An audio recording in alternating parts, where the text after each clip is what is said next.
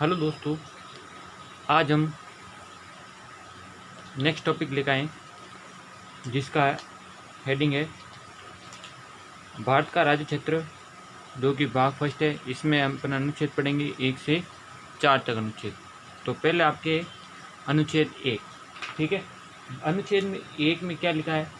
अनुच्छेद 1 में लिखा है, भारत जो कि इंडिया है,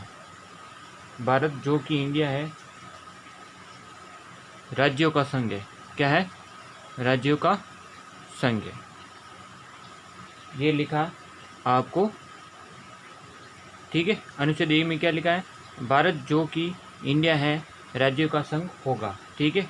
राज्यों का संघ मतलब यूनियन ऑफ स्टेट्स, ये ध्यान रखना, ठीक है। यानी अगर संविधान में अगर बात करें तो भारत के लिए भारत और इंडिया दो शब्दों का उपयोग किया गया है, ठीक है। भारत और इंडिया। अब देखो यहाँ पे क्या लिखा है? यूनियन। जबकि अगर अमेरिका के संविधान की अगर बात करें, ठीक है, तो अमेरिका के संविधान की बात करें तो वहाँ पे क्या लिखा है? वहाँ पे लिखा है federation of state, federation of states, ठीक है, यानी राज्यों का संघ। अब इन दोनों में अंतर क्या है? देखो, यूनियन का मतलब क्या होगा? राज्यों का संघ। भारत ने जो उपयोग में लिया है यूनियन ऑफ स्टेट, तो यूनियन ऑफ स्टेट का मतलब है, यूनियन का मतलब होता है एकजुट, यानी भारत के अंदर कोई भी इकाई भारत से अलग नहीं हो सकती, यानी कोई भी इकाई अलग नहीं हो सकती, ठीक है। ये किसका मतलब होता है? यूनियन का मतलब। और फेडरेशन का मतलब होता है इकाई अलग हो सकती है, ठीक है। यानी भारत जो कि इंडिया है, राज्यों का संघ है, उसके लिए यूनियन ऑफ स्टेट उपयोग में लिया है। यूनियन का मतलब होता है कि भारत के अंदर जो भी इकाई आ गई वो भारत से अलग नहीं हो सकती। और जबकि अमेरिका में यूज लिया गया है फेडरेशन ऑफ स्टेट, यानी इकाई अलग हो सकती है, ठीक है। अब नेक्स्ट है, इसके अंतर्गत अनुच्छेद 1 के अंतर्गत ही राज्य क्षेत्र को परिभाषित किया गया है। किसको परिभाषित किया है? राज्य क्षेत्र को परिभाषित किया गया है। ये बात आप ध्यान रखना।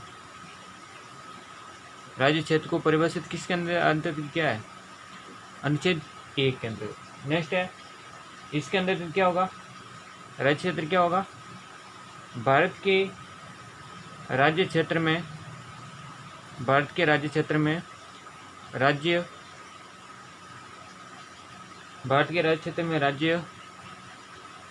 संघ शासित प्रदेश तथा अर्जित किए हुए प्रदेश शामिल होते हैं,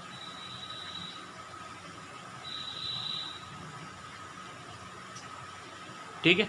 तो इस बात का आप ध्यान रखें। यानी राज्य क्षेत्र की जो परिभाषित किया वो अनुच्छेद 1 में किया गया है। इस बार बहुत बार पूछा गया है। इसके अंतर्गत भारत के राज्य क्षेत्र में राज्य, संघ शासित प्रदेश तथा अर्जित किए हुए प्रदेश शामिल होते हैं। तो ये एक पहला अनुच्छेद उसके बारे में। नेक्स्ट अनुच्छेद 2 को अपन पढ़ेंगे। अनुच्छेद 2 में क्या कहा गया है कि भारत के राज्य क्षेत्र में यदि कोई नया प्रदेश शामिल करना हो तो उसकी प्रक्रिया का उल्लेख अनुच्छेद 2 के तहत उल्लेखित है, ठीक है। तो इस बात का आप ध्यान रखें। यानी भारत के अंदर कोई अगर नया प्रदेश अगर शामिल करना हो, ठीक है, तो संसद कानून बनाकर उसको शामिल कर सकती है। अनुच्छेद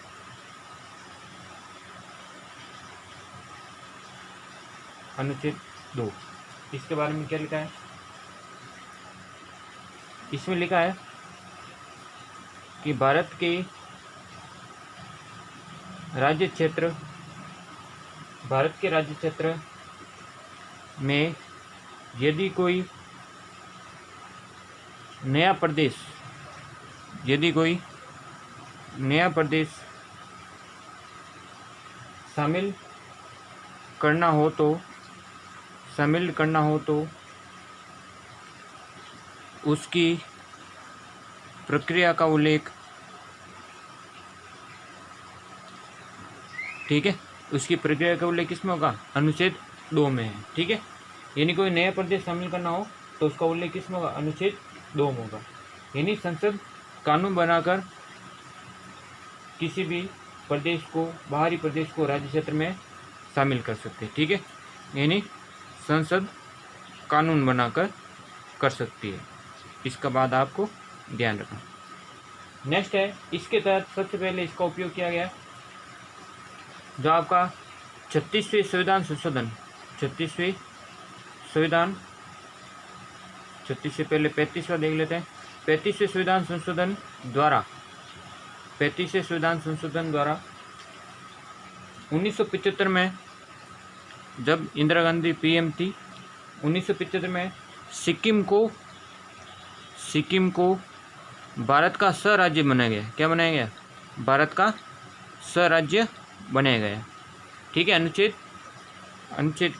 2 के तहत 35वें संविधान संशोधन के द्वारा 1975 में सिक्किम को भारत का स्वराज्य बनाया गया, ठीक है। नेक्स्ट 36वें संविधान संशोधन, नेक्स्ट है 36वें संविधान संशोधन द्वारा 1975 में, ठीक है, 1975 में अनुच्छेद 2A, ठीक है। यानी जो स्वराज्य बनाया गया था ना, स्वराज्य बनाया गया, तो ये उस समय अनुच्छेद था, अनुच्छेद 2A। इस बात को आप ध्यान रखना, ठीक है। भारत का स्वराज्य अनुच्छेद 2A में लिखा गया है। 36वें संविधान संशोधन द्वारा अनुच्छेद 2A को समाप्त कर दिया गया, ठीक है। 2A को समाप्त कर दिया गया और समाप्त करने के बाद सिक्किम को विशेष प्रावधान करने हेतु इसी संशोधन के अनुसार, यानी 36वें संविधान संशोधन के अनुसार सिक्किम को विशेष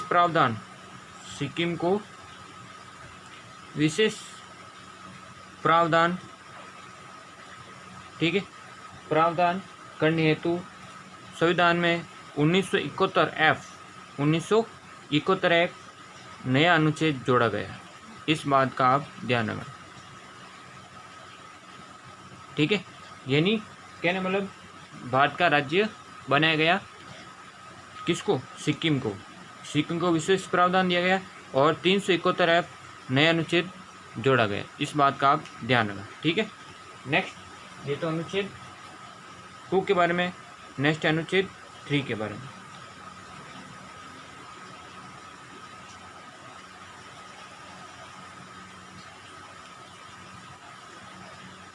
नेक्स्ट अनुच्छेद 3 में क्या लिखा है?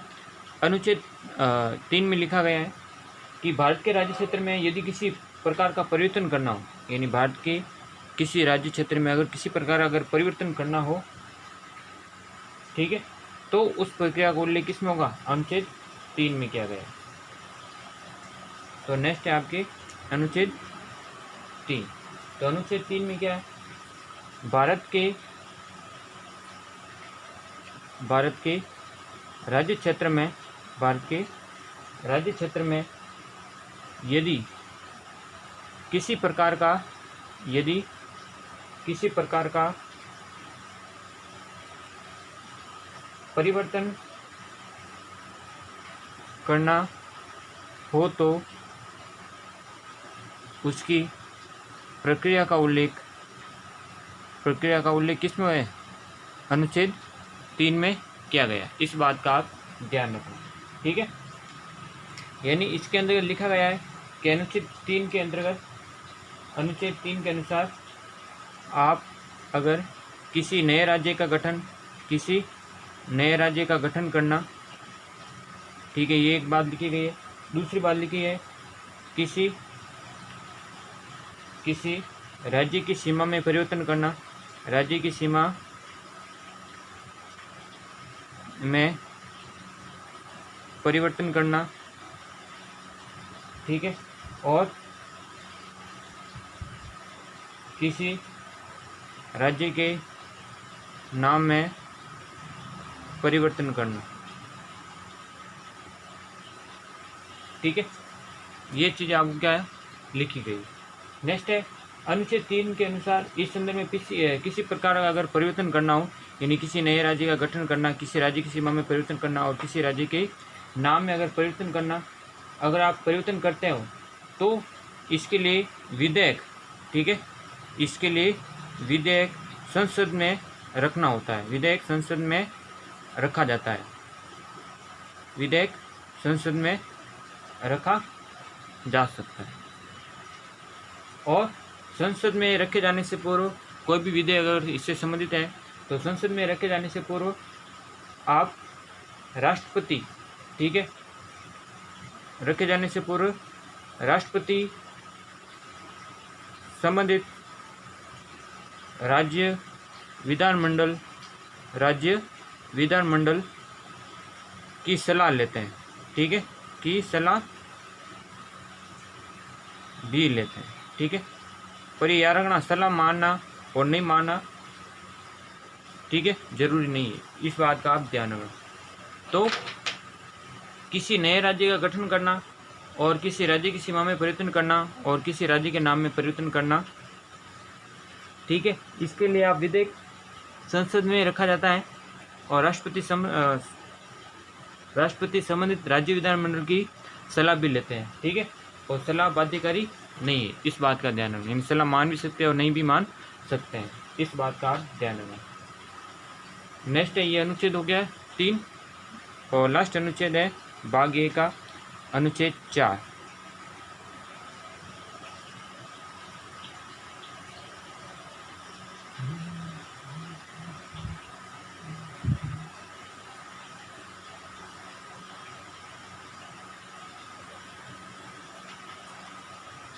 अनुच्छेद 4 में क्या लिखा है? अनुच्छेद 4 में लिखा हुआ है कि अनुच्छेद 2 व अनुच्छेद 3 के तहत जो भी परिवर्तन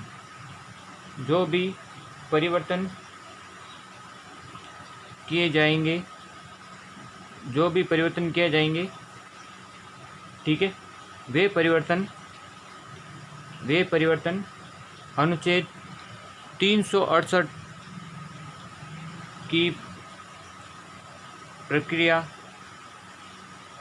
के तहत नहीं आएंगे, इस बात का आप ध्यान रखना, ठीक है। यानी अनुच्छेद 2 व अनुच्छेद 3 के तहत जो भी परिवर्तन किए जाएंगे वे परिवर्तन अनुच्छेद 368 की प्रक्रिया के तहत नहीं आएंगे, ठीक है। अब 368 प्रक्रिया क्या है? देखो, 368 प्रक्रिया क्या है, जो है वे संविधान संशोधन के तहत प्रक्रिया का उल्लेख है। इसमें क्या है कि भारतीय संविधान में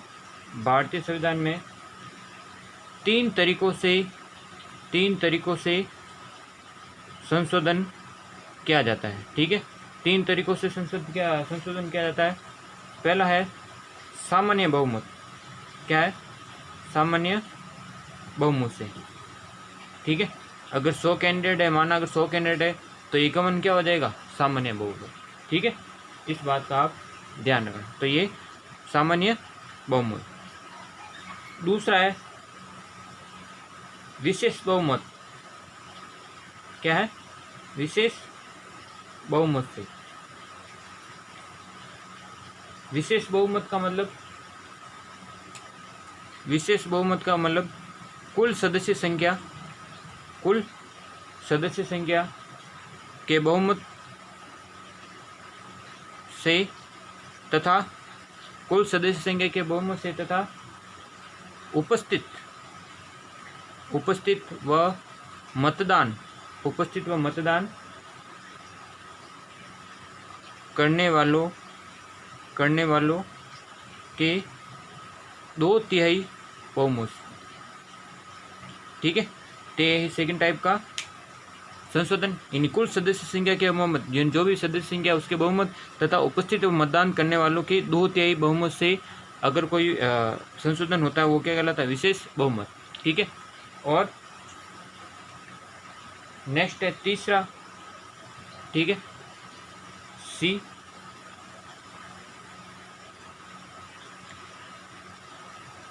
सी है विशेष बहुमत, थर्ड टाइप का विशेष बहुमत से। इसमें क्या होता है, इसमें होता है आपके विशेष बहुमत तो चाहिए तथा भारत के आधे राज्यों, क्या है, भारत के आधे राज्यों के अनुमोदन से, भारत के आधे राज्यों के अनुमोदन से। ठीक है, तो ये ध्यान रखना, संविधान संशोधन 3 तरीकों से होता है, सामान्य बहुमत से, विशेष बहुमत से, और तीसरा टाइप भी है विशेष बहुमत तथा आधे राज्यों के अनुमोदन से। अब इसमें बात ध्यान रखना कि जो भी आपके, ठीक है, ये बी और सी टाइप है। ठीक है, बी और सी टाइप के द्वारा जो भी संविधान संशोधन होता है, ठीक है, वो ही संविधान संशोधन क्या होता है, भारत के अंदर संविधान संशोधन माना जाता है। ठीक है, और सामान्य बहुमत से अगर कोई मतलब बहुमत से अगर कोई संविधान संशोधन विधेयक अगर पारित हो जाता है, ठीक है, तो वो संविधान संशोधन के अंतर्गत नहीं आता है। इस बात का आप ध्यान रखें।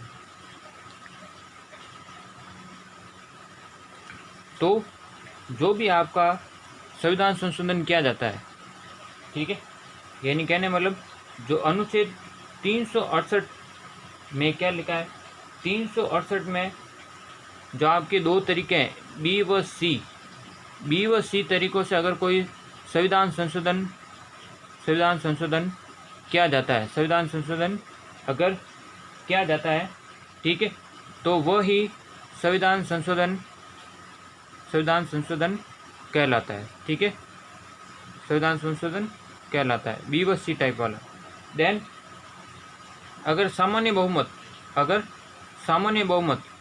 मतलब ए टाइप वाला संविधान संशोधन, ठीक है, तो ये संविधान संशोधन की प्रक्रिया में नहीं आता है। इस बात का आप ध्यान रखना, संविधान संशोधन की प्रक्रिया में नहीं आता है।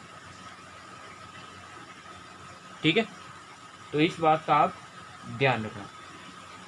तो आज हमने क्या पढ़ा है, भारत का राज्य क्षेत्र भाग 1। ठीक है, तो ये हमने पढ़ा है कौन सा, आपके पार्ट फर्स्ट, यानी भारत का राज्य क्षेत्र भाग 1 अनुच्छेद 1 से 4। ठीक है, इसके बाद में अपन कल पढ़ेंगे मौलिक अधिकार। अगर वीडियो अच्छा लगे तो इसको लाइक कीजिए और ज़्यादा से ज़्यादा शेयर कीजिए। आज के लिए धन्यवाद।